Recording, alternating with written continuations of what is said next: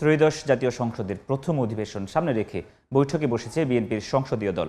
এই মুহূর্তে সংসদ ভবনের সামনে আছেন রিপোর্টার ইমরুল হাসান। সরাসরি যাচ্ছি তার কাছে। মধ্যে শুরু হবে বিএনপির এই সংসদীয় দলের বৈঠকটি। আজকের এই বৈঠকটি খুবই গুরুত্বপূর্ণ হিসেবে ধরা হচ্ছে, কারণ এই বৈঠক থেকে নির্ধারণ করা হবে সংসদের উপনেতা কে হবেন। ধারণা করা হচ্ছে যে সিনিয়র কোনো মন্ত্রী বা সিনিয়র দলের কোনো সিনিয়র নেতা, সেটা খন্দকার মোশাররফ হোসেন হতে পারেন বা মির্জা ফখরুল ইসলাম আলমগীর হতে পারেন।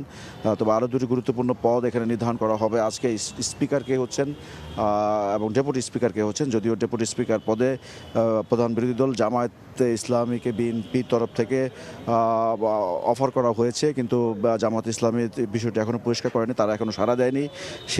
সেক্ষেত্রে বিএনপি আসলে জামাত যদি সাড়া না দেয়, বিএনপি তার দলের পক্ষ থেকে বা তার দলের জোটের অন্য কোনো শরিককে এই পদটি দেয় কিনা, সেই বিষয়টি একটি গুরুত্বপূর্ণ আলোচনার বিষয়। আজকে কয়েকটি নাম আমরা শুনতে পাচ্ছি এখন পর্যন্ত, মাহবুবুদ্দিন খোকন বা দলের জোটের বিএনপির জোটের অন্যতম শরিক বিজেপির আন্দোলন রহমান পার্থ, তিনি হতে পারেন। এছাড়া আরেকটি গুরুত্বপূর্ণ বিষয়, যেহেতু যে রেওয়াজ অনুযায়ী আগের সংসদের স্পিকার উনি সংসদের প্রথম অধিবেশনের উনি সভাপতিত্ব করেন, সেক্ষেত্রে যেহেতু বর্তমান গত সংসদের স্পিকার উনি পদত্যাগ করেছেন, ডেপুটি স্পিকারও কারাগারে আছেন, সেই ক্ষেত্রে সংসদের প্রথম অধিবেশনটিকে সভাপতিত্ব করবেন, সেই বিষয়টি আজকে নির্ধারণ হতে পারে। আমরা যদি জানতে পারছি যে সিনিয়র পার্লামেন্টারিয়ান হিসেবে বিএনপির স্থায়ী কমিটির সদস্য খন্দকার মোশাররফ হোসেন উনি হয়তো সভাপতিত্ব করতে পারেন।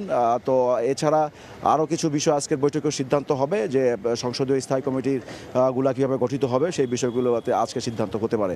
এবং বেলা 1টার সময় চিফ হুইপের তরফ থেকে একটি আনুষ্ঠানিক ব্রিফিং করা হবে। সেই ব্রিফিংয়ের পরে আমরা জানতে পারবো যে এখানে আনুষ্ঠানিকভাবে আর কি আলোচনা হলো। সংসদ ভবনের সামনে থেকে সহকর্মী ইমরুল হাসান।